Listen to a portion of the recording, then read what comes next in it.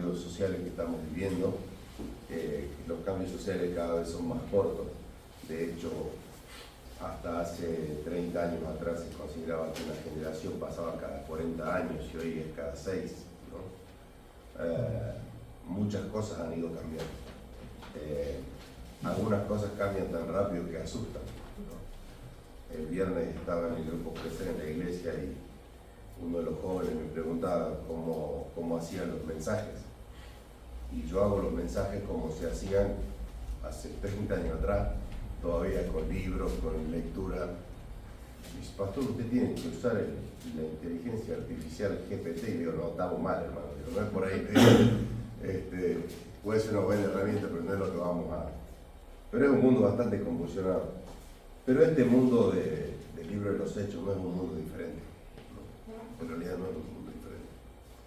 Uno cuando va caminando por el libro de los Hechos, si algo tiene el libro de los Hechos, sobre todo los primeros capítulos, es que es un libro muy vertiginoso, donde pasan muchas cosas, donde hay mucha información. La iglesia está naciendo, la oposición hacia la iglesia se acrecienta y el poder de Dios ya no se manifiesta a través de la persona de Jesús, sino que se manifiesta a través de los apóstoles de la iglesia. Y Dios interviene como nadie espera, haciendo lo que nadie ha visto antes. Y en este contexto vamos a ir a lo que vamos a ver hoy, que es Hechos capítulo 5, versículos 17 al 42. Pero voy a empezar a leerles en el 12 para que podamos entender el contexto de lo que estamos estudiando y viendo hoy. Hechos capítulo 5, versículos 12 en adelante, dice la palabra de Dios: y por la mano de los apóstoles se hacían muchas señales y prodigios en el pueblo, y estaban todos unánimes en el pórtico de Salomón. De los demás, ninguno se atrevía a juntarse con ellos, mas el pueblo los alababa grandemente. Y los que creían en el Señor aumentaban más, gran número así de hombres como de mujeres, tanto que sacaban los enfermos a las calles y los ponían en camas y lechos, para que al pasar Pedro, a lo menos su sombra cayese sobre alguno de ellos. Y aún de las ciudades vecinas muchos venían a Jerusalén y trayendo enfermos y atormentados de espíritus inmundos, y todos eran sanados. Entonces, levantándose el sumo sacerdote y todos los que estaban con él, esto es, la secta de los saduceos, se llenaron de celos y echaron su mano a los apóstoles y los pusieron en la cárcel pública. Mas el ángel del Señor, abriendo de noche las puertas de la cárcel, sacándolos, dijo: id puestos en pie en el templo, anunciad al pueblo todas las palabras de esta vida. Habiendo oído esto, entraron de mañana en el templo y enseñaban. Entre tanto vinieron el sumo sacerdote y los que estaban con él, y convocaron al concilio y a todos los ancianos de los hijos de Israel, y los enviaron a la cárcel para que fuesen traídos. Pero cuando llegaron los alguaciles, no los hallaron en la cárcel. Entonces volvieron y dieron aviso diciendo: por cierto, la cárcel hemos hallado cerrada con toda seguridad, y los guardas fuera de pie ante la puerta, mas cuando abrimos a nadie hallamos dentro. Cuando oyeron estas palabras, el sumo sacerdote y el jefe de la guardia del templo y los principales sacerdotes dudaban en qué vendría a parar aquello. Pero viniendo uno, les dio esta noticia: de aquí los varones que pusiste en la cárcel están en el templo y enseñan al pueblo. Entonces el jefe de la guardia, con los alguaciles, los trajo sin violencia, porque temían ser apedreados por el pueblo. Cuando los trajeron, los presentaron en el concilio, y el sumo sacerdote les preguntó diciendo: ¿no os mandamos estrictamente que no enseñéis en este nombre? Y ahora habéis llenado a Jerusalén de vuestra doctrina, y queréis echar sobre nosotros la sangre de este hombre. Respondiendo Pedro y los apóstoles dijeron: es necesario obedecer a Dios antes que a los hombres. El Dios de nuestros padres levantó a Jesús, a quien vosotros matasteis colgándole en un madero. A este Dios ha exaltado con su diestra por príncipe y salvador, para dar a Israel arrepentimiento y perdón de pecados. Y nosotros somos testigos suyos de estas cosas, y también el Espíritu Santo, el cual ha dado Dios a los que le obedecen. Ellos, oyendo esto, se enfurecían y querían matarlos. Entonces, levantándose en el concilio un fariseo llamado Gamaliel, doctor de la ley, venerado de todo el pueblo, mandó que sacaran fuera por un momento a los apóstoles y les dijo: varones israelitas, mirad por vosotros lo que vas a hacer respecto a estos hombres. Porque antes de estos días se levantó Teudas diciendo que era alguien, y este se unió a un número como de 400 hombres, pero él fue muerto y todos los que le obedecieron fueron dispersados y reducidos a nada. Después de este se levantó Judas el Galileo en los días del censo y llevó en pos de sí a mucho pueblo, pero yo también él y todos los que le obedecían fueron dispersados. Ahora os digo, apartados de estos hombres y dejadlos, porque si este consejo o esta obra de los hombres se desvanecerá, mas si es de Dios, no la podréis destruir. No seáis tal vez hallados luchando contra Dios. Y convinieron con él, y llamando a los apóstoles, vinieron, y llamándoles a los apóstoles, después de azotarlos, les intimaron de que no hablasen en el nombre de Jesús, y los pusieron en libertad. Y ellos salieron de la presencia del concilio gozosos de haber sido tenidos por dignos de padecer afrenta por causa del nombre. Y todos los días, en el templo y por las casas, no cesaban de enseñar, predicar a Jesucristo. Señor, en esta mañana te damos gracias una vez más por tu palabra. Señor, gracias por darnos un día más de vida para poder leerla y disfrutar de ella. Esta mañana te rogamos, Señor, que tu palabra sea predicada para tu gloria y para la bendición y la guía de tu cuerpo, Señor, que es tu iglesia. Oramos en el nombre de Jesús. Amén. Bien, hermanos, acá en la historia es un poco larga, pero no deja de ser entretenida, hay muchas cosas para sacar, pero vamos a observar algunas que creo son más importantes. El primer punto está basado en el versículo 17, donde encontramos esta palabra, que es una palabra importante en este texto, que es la palabra pero, ¿no? Nos indica un cambio de giro, nos indica un nuevo escenario. Versículo 7 dice: pero levantándose el sumo sacerdote y todos los que estaban con él, es decir, la secta de los saduceos, se llenaron de celos. Entonces echaron mano de los apóstoles y los pusieron en la cárcel pública. Este punto lo he denominado que cuando la maldad es provocada por la fe. Fíjense que en el versículo 12 al 16 nos cuenta en el libro de los Hechos que hay un gran avivamiento. Están pasando muchas cosas. Hay señales y prodigios. Dios está obrando en la iglesia. La iglesia permanece unida. Dice que estaban todos unánimes. También dice que los que creían, la cantidad de los que creían, aumentaban grandemente. Es decir, que la iglesia también estaba creciendo. Y dice también de que venía mucha gente de ciudades vecinas, es decir, que el evangelio estaba siendo expandido. Entonces, esto de que Dios está obrando en la iglesia, que la iglesia está unida, que la iglesia está creciendo y el evangelio se está expandiendo, no es otra cosa que la definición de lo que es una iglesia sana. Está pasando lo que esperamos que pase en todas las iglesias, en todas nuestras iglesias. Sin embargo, la respuesta de las autoridades del pueblo no es una respuesta agradable. Reaccionan con ira, reaccionan con enojo. ¿Qué los enojó tanto? Varias cosas. Primero, acá mencionan a los saduceos. Los saduceos tenían una particularidad, y es que ellos no creían en la resurrección. Sin embargo, los apóstoles estaban predicando justamente la resurrección de Cristo. Y mucha gente estaba creyendo. Por ende, el discurso de los saduceos estaba perdiendo credibilidad. Otra de las cosas que estaba pasando es que el Sanedrín, como autoridad espiritual, político-espiritual, mejor dicho, del pueblo de Israel en aquel entonces, da una orden. Y esa orden le dicen a los apóstoles que no deben predicar el evangelio. Ellos hacen exactamente lo contrario. Desobedecen, y desobedecen abiertamente porque lo hacen en público. No es que se esconden para predicar, sino lo hacen públicamente. Esta es una desobediencia que no se podía admitir. Y había un problema más. Dios estaba haciendo maravillas, pero no estaba usando al Sanedrín, estaba usando a los apóstoles. Fíjense que estos esta autoridad político-espiritual nunca pensó en las personas que se estaban salvando. Tampoco nunca pensó en las personas que se estaban sanando. Todas las enfermedades que pasamos, todos esperamos sanarnos de lo que estamos viviendo, si estamos enfermos. Pero a diferencia de lo que la sanidad en los tiempos de Jesús no significa lo mismo que ahora. Porque ahora más de la mitad de las enfermedades tienen una cura y encima uno mira por internet, ¿no?, síntomas del dolor de oreja, ¿no? Entonces te dice 7 razones por las cuales le duele la oreja.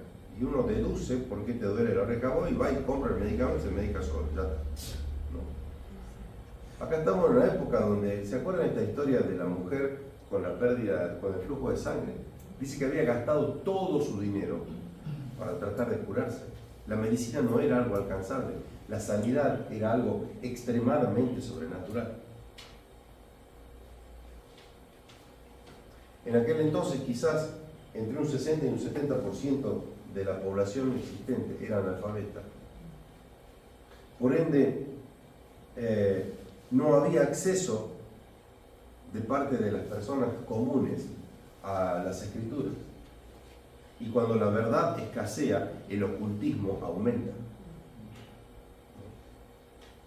Y acá había gente que estaba siendo liberada. Pero al Sanedrín no le importó ninguna de estas cosas. Solamente le importaba lo que estaba pasando con su prestigio y con su autoridad. Y acá encontramos algunas enseñanzas. Porque este texto empieza diciendo que ellos se llenaron de celos. Los celos explican por qué ante el obrar de Dios algunas personas se arrepienten y permanecen, y otras personas se rebelan y traen división. Los celos es algo muy fácil de ver en otros, pero muy difícil de ver en uno. Ahora, ¿qué son los celos? Los celos el celo es la raíz de la intolerancia a la bendición ajena. Es cuando yo no puedo aceptar de que el otro ha sido bendecido y esa bendición no la he recibido yo. Y esta raíz crece en un corazón que cree que merece lo que Dios ha decidido darle a otro.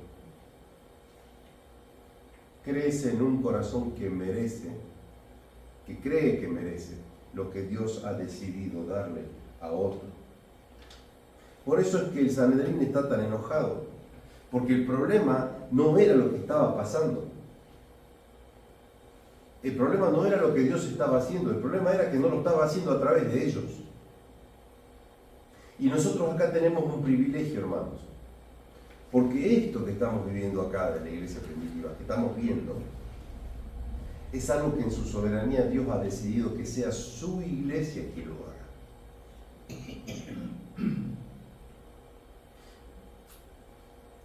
¿Cómo se curan estos celos? Hablé con una hermana hace unos días, que son esas personas que creo que tienen todo, o casi todo, lo que la mayoría de las personas anhelan tener. ¿Vieron la gente cuando por ahí dice, si yo tuviera esto, esto, esto y esto, tendría todo? Bueno, ella lo tiene. Pero cuando uno habla con ella, no puede hablar más de 10, 15 minutos sin escuchar 10, 15 quejas. Ella siempre tiene una queja. Tiene el don de encontrar el lado negativo de todas las cosas. Y eso es peligroso, hermanos. No es un problema solamente, es peligroso. Porque los celos se curan con la práctica asidua de la gratitud y el contentamiento. Si el Señor no nos ha dado algo que nosotros queremos, es porque no necesitamos eso para cumplir el propósito que Él nos ha dado. Si el Señor no nos ha dado algo que nosotros queremos, es porque no necesitamos eso para cumplir el propósito que el Señor nos ha dado.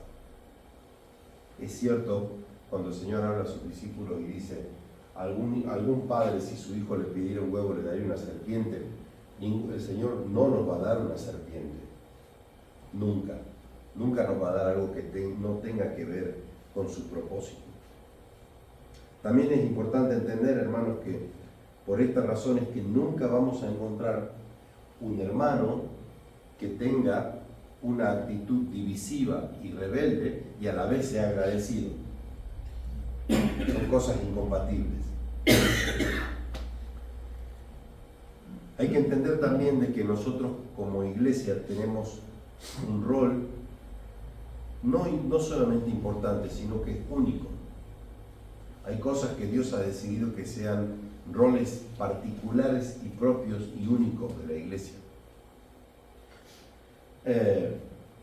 Y siempre que la iglesia empieza a compartir el Evangelio, siempre que el poder de Dios, porque el Evangelio ¿qué es? Es poder de Dios. Cuando la iglesia empieza a predicar ese poder de Dios, usted debe saber, hermano, que no hay cosa que enfurezca más las huestes del infierno que predicar el Evangelio. Porque nadie persigue a una iglesia que está muerta. ¿Sí? Hemos escuchado un montón de historias. Yo estuve cuando era muy joven en el ejército y me acuerdo de una historia de esas, y a veces uno lo ve en las películas, ¿no? De gente que para que no lo maten se hacen muertos, ¿no? Y pasa el asesino caminándolo y el otro hace así, ¿no? Y se hace muerto. ¿Por qué se hace eso? Porque sabe que no le van a disparar porque se está haciendo muerto. Nadie persigue a una iglesia que está muerta. Pero como siempre, y esta es una de las partes favoritas mías, es que el Señor nos da soluciones que nosotros no podemos ver ni esperar.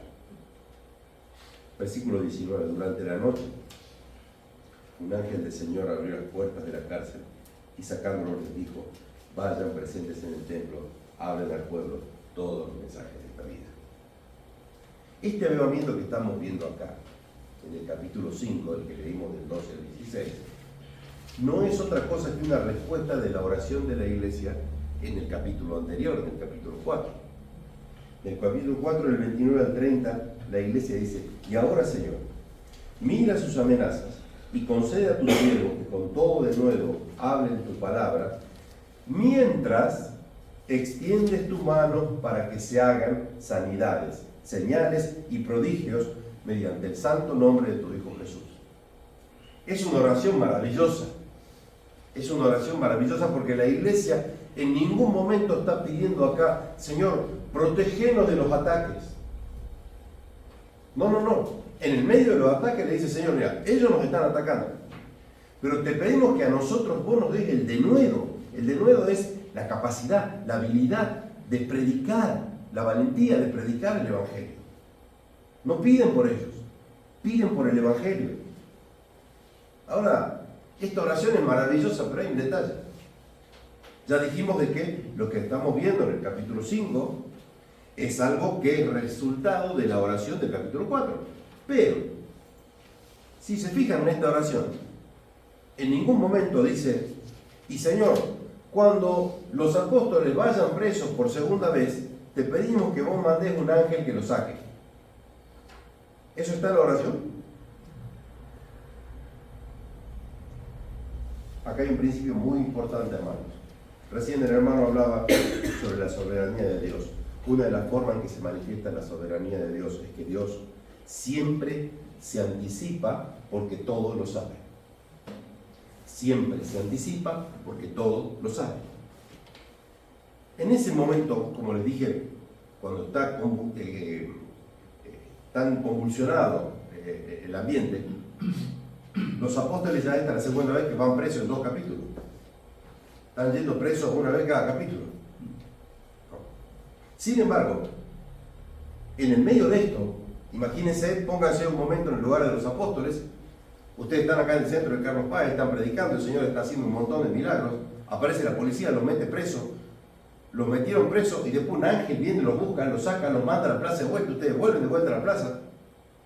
Son como muchas emociones, ¿no?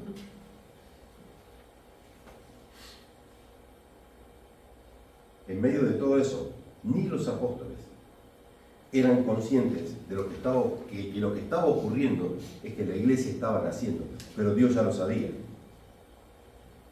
Aquellos que dicen que muchos estaban creyendo, ninguno de ellos pensó que ellos en el futuro serían usados por el Señor para llevar el Evangelio hasta lo último de la tierra, pero Dios ya lo sabía. Nunca pensaron que un perseguidor acérrimo de la iglesia como Pablo terminaría siendo el apóstol más prolífico que tuvo la iglesia primitiva, pero Dios ya lo sabía. Y acá quiero hacer una apreciación, o mejor dicho, una aplicación que va más allá del rol de la iglesia. Porque la iglesia, ¿quiénes son, hermanos? ¿Este templo es la iglesia? No, la iglesia somos nosotros. Y nosotros somos personas, y el Señor nos ha creado con dones, con debilidades, con talentos, con emociones buenas y malas. Y encima estamos viviendo en este mundo. Hay una frase que escuché del pastor Sugel Michelén en un mensaje hace muchos años. Capaz que ni él se acuerda, ¿no? Pero si yo no me olvidé más de esa frase. Porque él decía, hermano, usted debe saber esto. Usted está pasando una crisis, pasó una crisis o está por pasar, pero en una de las tres está. Porque estamos en este mundo. Yo quiero decirle de que no importa el tipo de crisis que usted esté pasando. Recuerde esto, hermano, de Dios siempre espere lo inesperado. De Dios siempre espere lo inesperado. Fíjense lo que es la oración ferviente de estos hermanos del capítulo 4. Ellos dicen, Señor, extiende tu mano para que se hagan prodigios, sanidades, mediante el nombre de tu santo Hijo Jesús. Es una oración ferviente. Es una oración enfocada en el propósito de Dios. Pero aún así, trate de hacer memoria, hermano, ¿cuándo fue la última vez que hizo una oración como la del capítulo 4?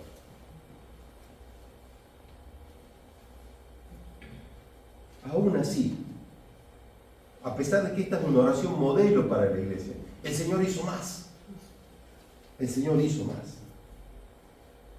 El Señor puede abrir cualquier cárcel del diablo. El Señor puede cortar cualquier cadena que nos amarre. No importa si son físicas, emocionales, espirituales, le da lo mismo. Dios puede hacerlo. Pero una de estas cadenas es una cadena que es muy importante que el Señor nos libere. Que es el orgullo. Porque el orgullo es el peor de los carceleros, hermano.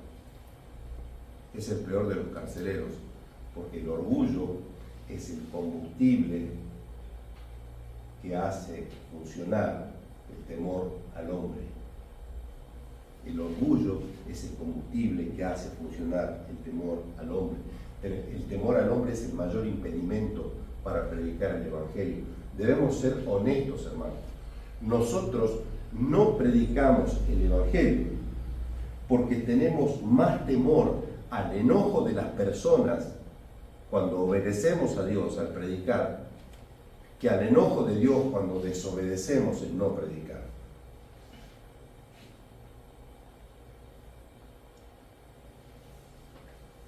Nosotros debemos hacer de Hebreos capítulo 12 nuestra oración. Porque, hermanos, si algo está pasando en este mundo, es que, ¿por qué hay tanta confusión? Hay tanta confusión porque este mundo está siendo bañado, inundado por la relatividad. Todo es relativo. Porque la relatividad es la antesala, es lo que prepara a un mundo de pecados sin límites. ¿Por qué? Porque la palabra de Dios nos muestra límites, pero la relatividad casualmente no tiene límites, porque todo es relativo. Y nunca creo que ha sido tan necesario para la iglesia ser una iglesia con un mensaje claro, con un evangelio claro, con una postura clara. Hermanos, tenemos que amigarnos con la persecución. Tenemos que hacernos la idea de que en este mundo vamos a tener tribulación. No sigamos tratando de conciliar esta idea romántica y no bíblica de que nosotros podemos vivir muy tranquilamente en el medio del mundo, predicar el evangelio y llevarnos bien con todo. No se puede. Otro punto es la esencia del milagro. Porque viene el ángel, los libera, y después que los libera le dice: id puestos en pie en el templo, anunciad al pueblo todas las palabras de esta vida. La esencia del milagro es el propósito. La esencia de un milagro es el propósito. Aquellos que ofrecen un milagro para uso personal son falsos profetas, hermano. Aquel que viene y te dice: no, pone 10 porque después te van a dar 15 y el Señor te va a dar no sé cuánto. Cuando el propósito es solamente tu prosperidad y el instrumento que yo estoy usando es tu avaricia, eso es una prédica de un falso profeta. Cuando yo conocí al Señor, una de las cosas, de las historias que más me impactó fue en Lucas capítulo 8, cuando el Señor libera al endemoniado Gadareno, ¿no? Para mí fue algo como, wow. Y porque la historia tenía un montón de cosas que otras parábolas y historias de los evangelios no tenían. Pero una de las cosas que nunca me quedó clara, yo pensaba, cuando yo recién conocí al Señor, digo, el Señor está, pues yo iba leyendo el evangelio y uno veía que el Señor iba reclutando a sus discípulos. Pero es el Señor que va y los llama. El Señor no va a buscar a Pedro, el Señor no va a buscar a Mateo. Pero si no me equivoco, es el primero que le dice: Señor, yo quiero ir contigo. Y el Señor le dice que no.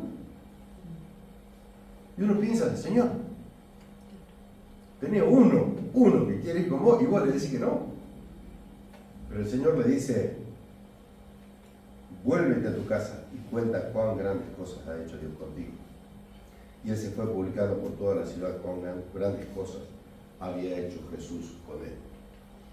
Hermanos, siempre que ocurre un propósito, siempre que ocurre algo, es porque que ocurre un milagro, que Dios hace algo providencial, atrás hay un propósito. Cuando leemos la historia de David, que está cuidando las ovejas y su papá lo manda a llevarle alimento a sus hermanos que estaban frente al campo de batalla, no era el propósito alimentar a los hermanos. El propósito era que ese jovencito iba a liberar una nación.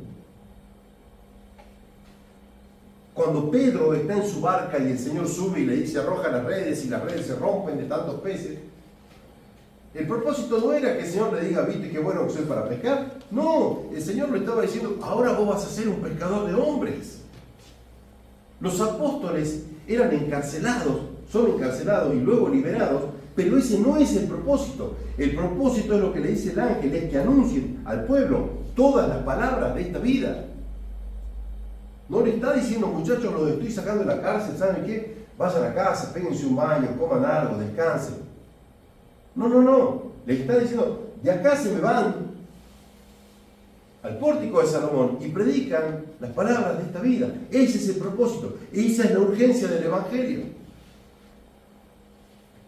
Hermanos, si nosotros hemos creído en el Señor Jesucristo, el Señor nos ha salvado, somos salvos por gracia. El día que partamos de acá, vamos a ir directamente a su presencia. Él nos ha sacado de las tinieblas a la luz, nos ha salvado, pero ese no es todo el propósito. El propósito es que nosotros llevemos el consejo de Dios, el evangelio de Dios a las demás personas. Ese es el verdadero propósito. Somos sus testigos. Ahora, la obediencia tiene un costo, pero la desobediencia también lo tiene.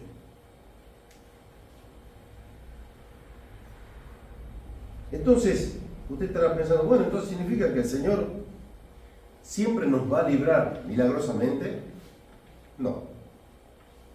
La historia posterior de los apóstoles y la historia de la iglesia primitiva, que es más que confiable, al igual que la tradición de la iglesia, habla de que los milagros no siempre los liberaron. Mateo fue decapitado con una espada. Marcos murió en Alejandría después que lo arrastraron por las calles de la ciudad.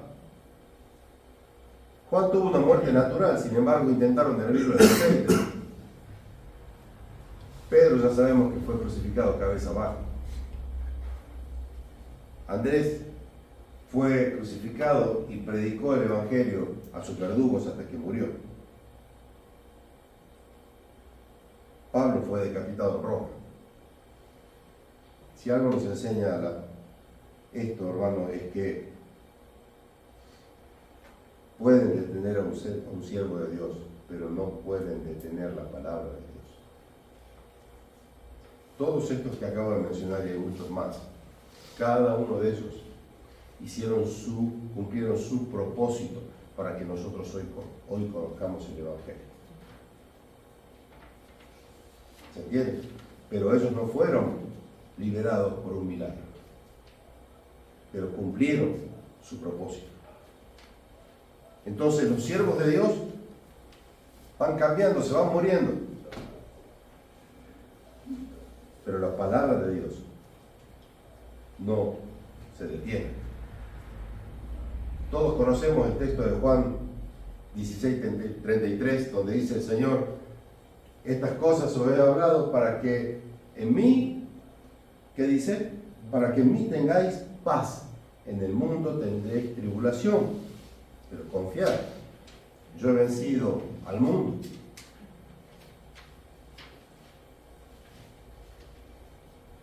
Hermanos, Dios no nos ofrece un vuelo sin turbulencias, pero sí nos ofrece un aterrizaje seguro.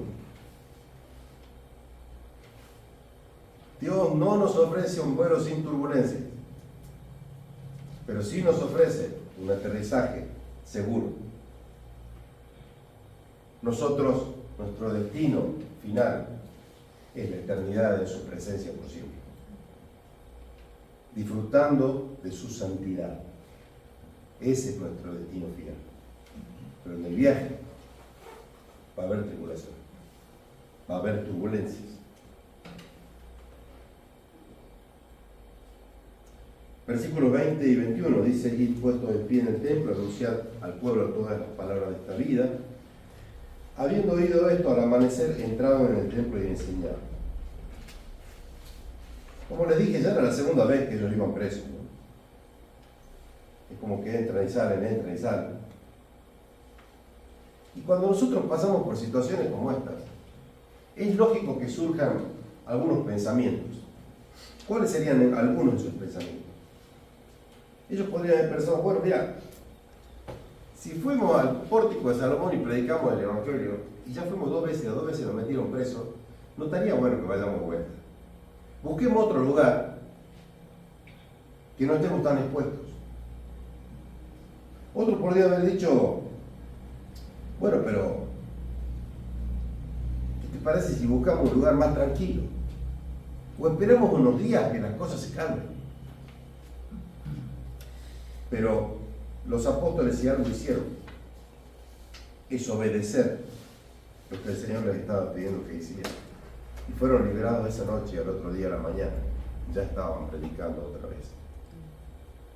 ¿Por qué razón fueron al lugar más público que podían? ¿Y por qué lo hicieron lo antes posible? Primero, una iglesia es lo que es cuando la iglesia es perseguida y atacada. Si nosotros queremos saber cómo es una iglesia, cuál es el carácter de la iglesia, ese carácter no se manifiesta el domingo acá escuchando la predicación y cantando canciones. Ese carácter se manifiesta en medio de la persecución. Ese carácter se manifiesta cuando la iglesia es atacada.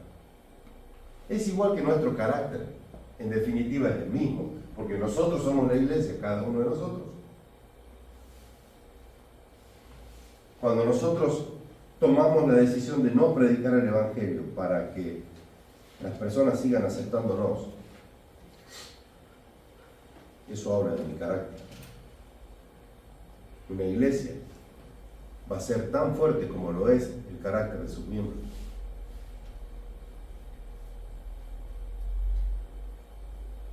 ¿Cómo reaccionamos, hermanos, ante la persecución, ante el ataque? ¿Perseveramos como los apóstoles o buscamos un lugar más tranquilo para predicar el Evangelio, donde no haya que soportar tanto? ¿Busco apoyar más a mis hermanos o mejor me alejo esperando que las cosas se calmen o que alguien más las arregle? Eso habla de mi carácter. Y es evidente que los apóstoles tenían un carácter 100% bíblico, entendieron la misión que tenían. Otra razón por la que creo que hicieron esto es porque después que el ángel da la instrucción, aparece esta frase: y habiendo oído esto. Ellos habían escuchado las instrucciones del ángel. Entendieron que la obediencia al mandato estaba por encima de las circunstancias y no debajo de ellas. Yo no soy un ejemplo de nada, pero cuando yo conocí al Señor tenía 21 o 22 años. Y la persona con la que yo conocí al Señor, que vive hasta el día de hoy, este hermano, él me tomó bajo su brazo y me discipuló. Y él tenía mucha carga por los estudiantes universitarios. Entonces, íbamos a predicar el Evangelio en la universidad. Y no teníamos para fotocopia. En aquel entonces, hace 35, 37 años atrás, la fotocopia era algo de otro planeta. No es como ahora que ya algo obsoleto. Entonces lo único que nosotros teníamos era esto. Así que iba al comedor universitario, ponía una mesa y me subía arriba de la mesa y de arriba de la mesa le predicaba el Evangelio como venía. No teníamos folletos, no teníamos material para repartir, no teníamos una radio para promocionar, no teníamos nada. No teníamos nada. Y no sé si predicábamos bien el Evangelio, sé que lo predicábamos.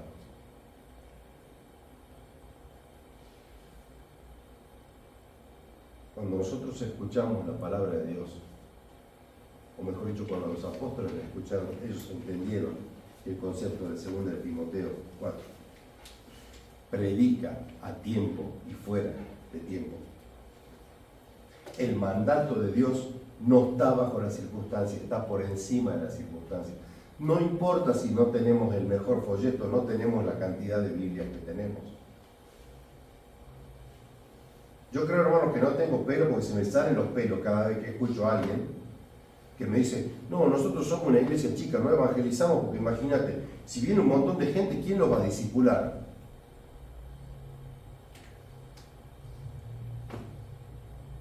¿Ustedes lo ven a los apóstoles con ese problema? Mira, hermano, si usted sale a predicar y mañana hay 5.000 acá, llámeme que yo vengo. Me quedo a vivir acá. ¿Por qué? Porque Dios se anticipa todo, Dios todo lo sabe y Dios va a proveer más de lo que nosotros estamos esperando, si es que Él quiere salvar tanta cantidad de gente. Los apóstoles fueron encarcelados para liberar la palabra de Dios. Repito, los apóstoles fueron encarcelados para liberar la palabra de Dios. Tengo que pensar: bueno, hermano, pero ¿cómo puede ser posible de que si los metieron presos usted me está diciendo que van a liberar la palabra? Porque está algo que la historia nos muestra, es que los momentos de mayor persecución, de mayor ataque de parte de la iglesia, fueron los momentos en que la iglesia más creció y más predicó. La iglesia, mientras más cómoda está, menos fértil es. Y esto, hermanos, no me estoy refiriendo a que usted venga acá y le apaguen la calefacción y lo sienten en el piso para que esté incómodo. No estoy hablando de esa incomodidad. Estoy hablando de esa incomodidad de corazón que uno tiene porque uno, como los apóstoles, habiendo oído esto, no lo está haciendo. Esa es la incomodidad. Una iglesia que evangeliza será perseguida. Pero recuerda, hermano, hace unos años atrás, no me acuerdo bien, estuve internado porque tengo fibrilación auricular. Cada tanto acá se sale del punto y la válvula empieza a andar uno por un lado y por otro. Entonces el médico me dijo, para que vos sepas cuándo tenés fibrilación, tenés que aprender a tomarte el pulso con estos dos dedos. Entonces ahora ya sé que me tengo que tomar el pulso y que no tiene que estar derecho y toda la historia. No lo hago muy seguido, la verdad, pero bueno, ya sé cómo se hace. Entonces uno se toca y sabe, yo sé si el pulso está regular, si tengo una fibrilación en curso o no. El signo vital de una iglesia, hermanos, es el evangelismo. Y escuche bien lo que le voy a decir porque usted me va a querer tirar una silla. Usted va a decir, bueno, nosotros tenemos que evangelizar porque lo dice Mateo 28. No es la única razón. Nosotros tenemos que evangelizar, hermanos, porque tenemos la necesidad de contarle al mundo lo que hemos visto y lo que hemos oído. Si usted no está predicando el evangelio, pregúntese usted antes, ¿qué es lo que yo he visto? ¿Qué es lo que yo he oído? Yo tengo un taller y vienen mecánicos, tengo varios amigos mecánicos, y cuando llegan al taller es casi una norma. Che, vos no sabés que desarmé la tapa de la moto tal, que esto, que el otro, y le encontré tal cosito adentro y no le puedo encontrar la vuelta. Y el otro dice, no, yo desarmé una igual, tal, y ¿sabes qué? Fíjate que tiene un tornillito y si vos le metí un alambrito se corre para hacer el ruido. Todo el mundo está tratando de hacerle ver al otro que él sabe cómo se soluciona. Hermanos, nosotros debemos contarle a la gente lo que hemos visto y lo que hemos oído. Si Dios ha cambiado tu vida por el Evangelio, tenés mucho para contar a la gente de lo que has visto y lo que has oído. No haría falta siquiera que el Señor nos diga, vayan y hagan discípulos a todas las naciones, porque yo quiero contarte lo que yo he visto y lo que he oído. El evangelismo es el signo vital de la iglesia. Es muy posible que una iglesia que no evangeliza esté muerta y no lo sepa. Porque si una iglesia no evangeliza, significa que está lleno de personas que no han visto ni tampoco han oído. El punto 3 dice que los apóstoles, el ángel les dice que se fueran y se pusieran de pie en el templo. Esto denota un estilo de predicación. Es una exposición abierta del evangelio. Pero cuidado, cuando hablo de estilo, no estoy hablando de la forma en que lo predican. Estoy hablando de la integridad del mensaje. Esto no se refiere, a esto se refiere el ángel cuando dice, anuncien al pueblo todas las palabras de esta Biblia. Déjenme decirle esto, hermano, nosotros, yo sé que estamos en una sociedad donde la ofensa ya es cultural. Ya nadie dice nada ni hace nada para no ofenderlo al otro. Amén de que nadie le preocupa si nos ofenden a nosotros, ¿no? Pero nosotros sí nos ocupamos de no ofender a nadie. Somos tan buenos que no ofendemos a nadie. Pero déjenme decir una cosa, en el intento de no ofender a nadie, uno puede caer en la idea de tratar de suavizar el evangelio. Y el evangelio no se puede suavizar sin diluir. Y un evangelio diluido no es evangelio. No es evangelio. Parece evangelio, pero no es.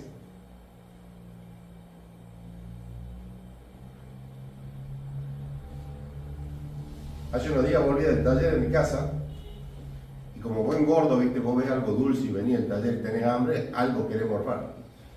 Pero como estás apurado no te bajás de la camioneta, tenés que andar todo el día. Y apareció un enviado del diablo ofreciéndome, ¿cómo se llama? Maicenita. Compré 4 maicenitas en una bolsita así, a la cuadra ya me quedaba una. Y vos la mirabas la maicenita amarilla con el coco a la vuelta, el dulce de leche, había un problema. Cuando vos la destapabas la maicenita no tenía no tenía dulce de leche adentro, solamente tenía la vuelta. Parece maicenita, pero no es, hermano. Cuando yo trato de suavizar el evangelio, lo estoy diluyendo y el evangelio diluido no es el evangelio. Y es una falta de respeto a la obra de Cristo. Un evangelio diluido es una falta de respeto a la obra de Cristo. A ese que vino, pagó y murió. Yo no puedo relativizar eso. Nuestra predicación, entonces, ¿qué tenemos? ¿Que agarrar a la gente y perseguirlas con el infierno? Tenemos que agarrar a la gente y decirle, no, está todo bien, el mundo es fantástico. Nosotros no debemos tener una predicación agresiva, ni tampoco tenemos que tener una predicación condescendiente.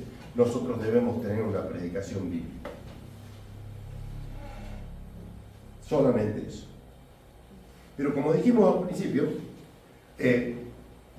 la obediencia tiene un costo, pero la desobediencia también. Dice, vinieron el sumo sacerdote y los que estaban con él, y convocaron al concilio y a todos los ancianos de los hijos de Israel. Hermanos, cuando nosotros predicamos el Evangelio, Satanás utilizará toda su artillería, porque nada es más peligroso para su reino que la evangelización. Pero acuérdense de esto, la amenaza del infierno siempre es la misma. Versículo 28. ¿No os mandamos estrictamente a que no enseñéis en este nombre? No ha cambiado la amenaza. ¿Nunca le pasó que subió, no sé, a un taxi y el taxista te empieza a hablar, no sé, de la inmortalidad del cangrejo? Y vos mirás ¿cómo se llama? El retrovisor y ves que están todos ahí. Está el Rosario, está la hojita de San Cayetano, está el Gauchito Gil, está todo en la selección.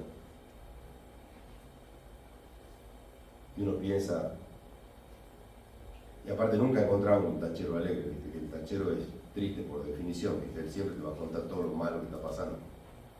Y vos decís, este necesita el Evangelio. ¿Por dónde empiezo? Y se ofenderá y me escuchará. ¿Cómo no tengo una tarjeta para invitar a la iglesia? Nosotros creemos que si les decimos que tenemos una reunión a las 10 de la mañana, estamos evangelizando. No, eso es información, hermano, no es evangelio. Pero la amenaza en nuestro corazón siempre es la misma. Satanás dice, no os mandamos estrictamente a que no enseñéis en este nombre. Nosotros somos una sociedad de honor y vergüenza, no una sociedad de deber. Somos una sociedad de honor y vergüenza, no una sociedad de deber. Y encima somos una sociedad que antropológicamente se conoce como sociedades directas. Por ejemplo, los estadounidenses, ellos tienen una sociedad, una cultura directa. ¿Qué es la cultura directa? Si vos querés decir malo, de que algo es malo, ellos tienen una sola palabra, malo, y esa palabra es malo para todo. ¿Sí? Nosotros tenemos como 10 palabras para cada cosa.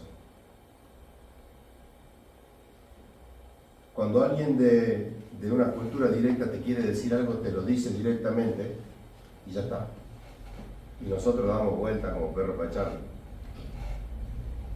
No, porque vos no sabés, me parece, no sé, yo tenía ganas de hablar con vos, porque vos sabés que venías pensando. Ayer estuve pensando todo el día en vos. Si quería decir, y la vida se va. Nosotros somos una sociedad de honor y vergüenza. Y esto no es una ocurrencia, sino que es un pensamiento aristotélico, porque Aristóteles decía de que lo más importante era la grandeza. Y a esta sociedad, a nuestra sociedad, es una sociedad de honor y vergüenza. Nunca queremos quedar mal con nadie. Y si hay que mentir para no quedar mal, se miente. Y si hay que hacer algo que no querés hacer, lo haces para no quedar mal.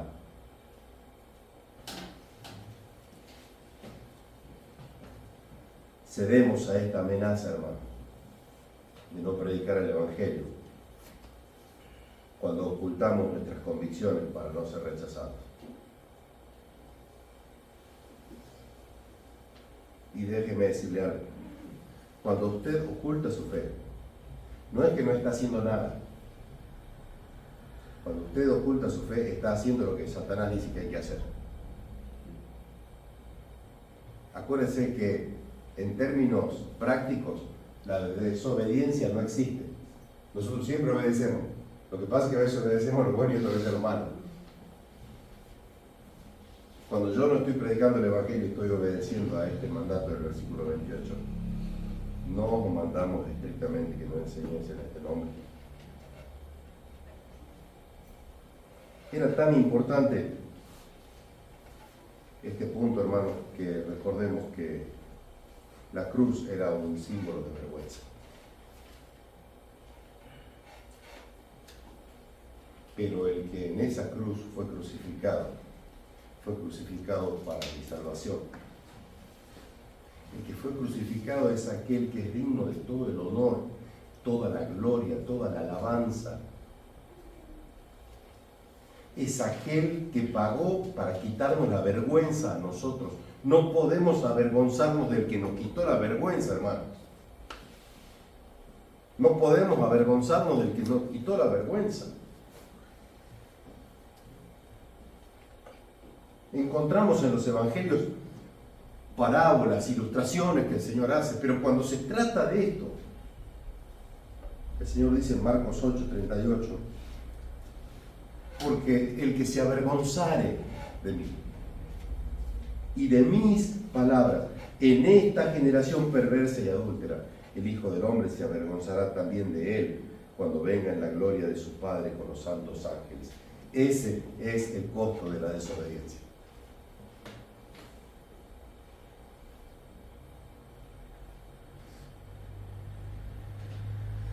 Otro punto importante es de que nosotros no debemos avergonzarnos, porque nosotros debemos vivir para la eternidad sin reservas. Mi hermano recién decía, hoy estamos aquí, es domingo, no sabemos si el domingo que viene estaremos, y es cierto, debemos vivir para la eternidad sin reservas. Versículos 29 al 32. Respondiendo Pedro y los apóstoles dijeron: es necesario obedecer a Dios antes que a los hombres. El Dios de nuestros padres levantó a Jesús, a quien vosotros matasteis, colgándole en un madero. A este Dios ha exaltado con su diestra por príncipe y salvador, para dar a Israel arrepentimiento y perdón de pecados. Y nosotros somos testigos suyos de estas cosas, y también del Espíritu Santo, el cual ha dado Dios a los que le obedecen. Empieza diciendo que es necesario obedecer a Dios antes que a los hombres. Esto ya se lo habían dicho cuando lo metieron preso en la vez anterior, ¿no? Pero los apóstoles no podían dejar de decir lo que habían visto y habían oído. Pero acá encontramos un modelo de predicación que está entre el versículo 30 y el 32, que hemos leído recién. El Dios de nuestros padres levantó a Jesús, a quien vosotros matasteis colgándole en un madero.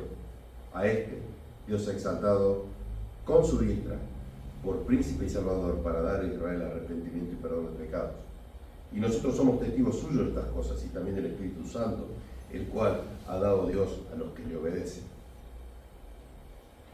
Fíjense una cosa, cuando yo conocí al Señor, me predicaron el Evangelio, me regalaron una Biblia como esta, pero la otra, vieron esa gorda que tenía los comentarios, mapas y qué sé yo. Y yo llevaba, no sé, semanas de creyente. Y un día me encuentro con mis amigos y los junto a ellos para predicarles el Evangelio. Pobrecito. Creo que lo llevé por todas partes, hasta por los mapas lo llevé de la Biblia. Porque yo lo llevaba por los versículos que yo más o menos sabía. Me acordaba de uno, no, pero mira este que está acá, pero mira este que está acá.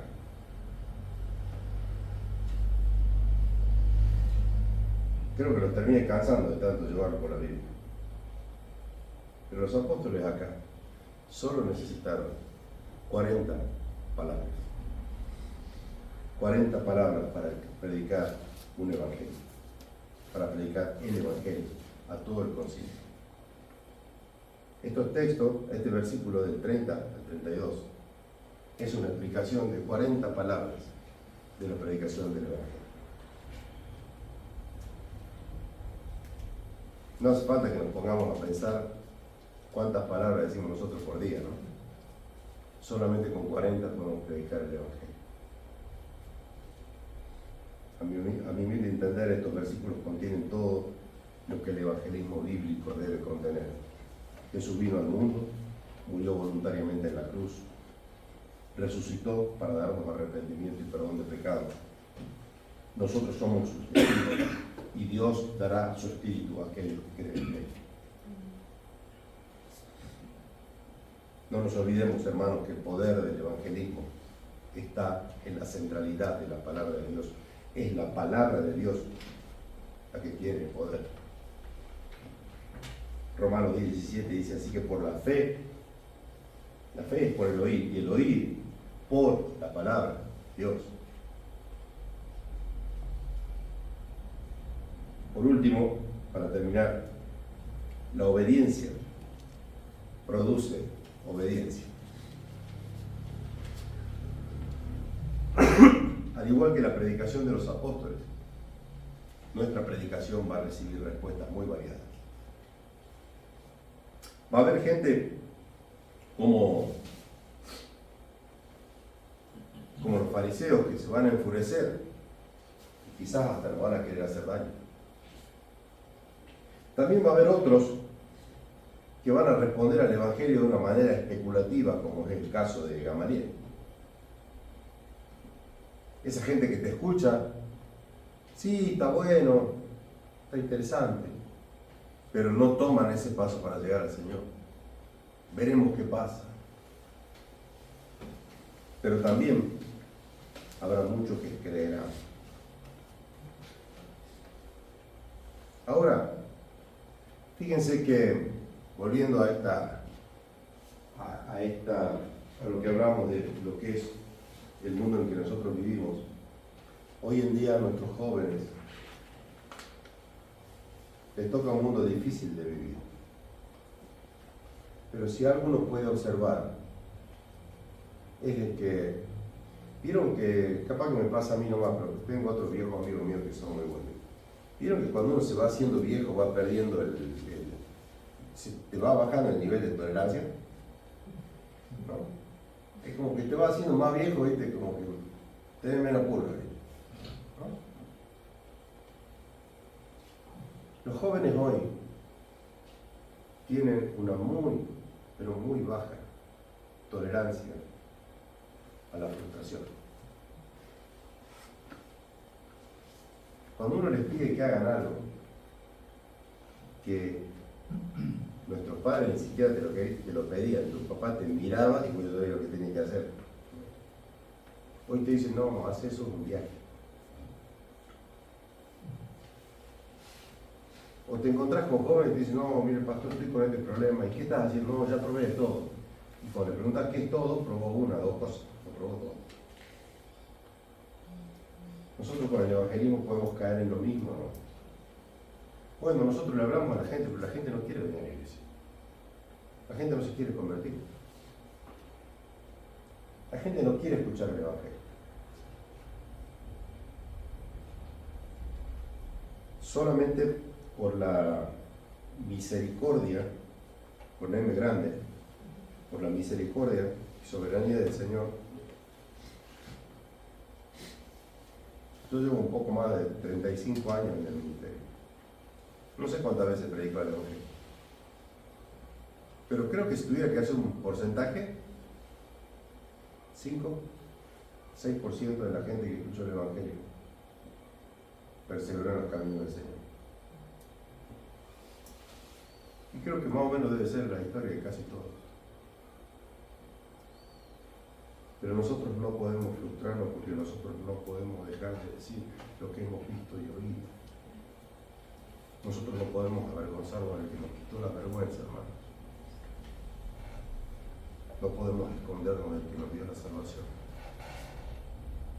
No nos podemos callar. Ante esta respuesta, la reacción de los apóstoles es aleccionadora. Porque hay un detalle que pasa casi inadvertido. Antes de liberarlos, ellos reciben 40 azotes de locura y salen de ahí. Algunos somos más viejos. ¿Te acuerdas cuando te portabas mal? Que tu papá hacía así. Chao. Cuando hacía así ya te empezaba a doler, ¿no? Un par de azotes te acomodaban la idea enseguida. El famoso, yo te voy a calmar los nervios, ¿te acuerdas? ¿No? ¿Estás nervioso? Acá tengo un clonazepam en la cintura, te voy a calmar. Imagínense 39 azotes. Y después de esto, y ellos salieron de la presencia del concilio gozosos de haber sido tenidos por dignos de padecer afrenta por causa del nombre. Y todos los días en el templo y por las casas no cesaban de enseñar y predicar a Jesucristo. Hermano, hoy usted tiene que gozarse porque nosotros hemos sido tenidos por dignos de padecer por el Evangelio. Es un privilegio, no es un sufrimiento. Hemos sido tenidos dignos de padecer afrenta por su nombre, de que la gente nos rechace por su nombre, de que la gente deje de ser amigos nuestros por su nombre, de que clientes dejen de ser clientes nuestros por su nombre. Ellos salieron de la presencia del concilio gozosos de haber sido tenidos por dignos de padecer afrenta por causa de su nombre.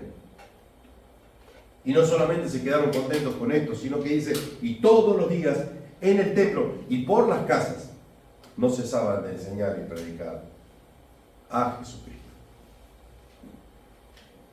Hermanos, iglesia, es necesario obedecer a Dios antes que a los hombres. No podemos dejar de decir lo que hemos visto y lo que hemos oído. Prediquemos a tiempo y fuera de tiempo, porque nuestro Señor vuelve pronto. Que el Señor le bendiga.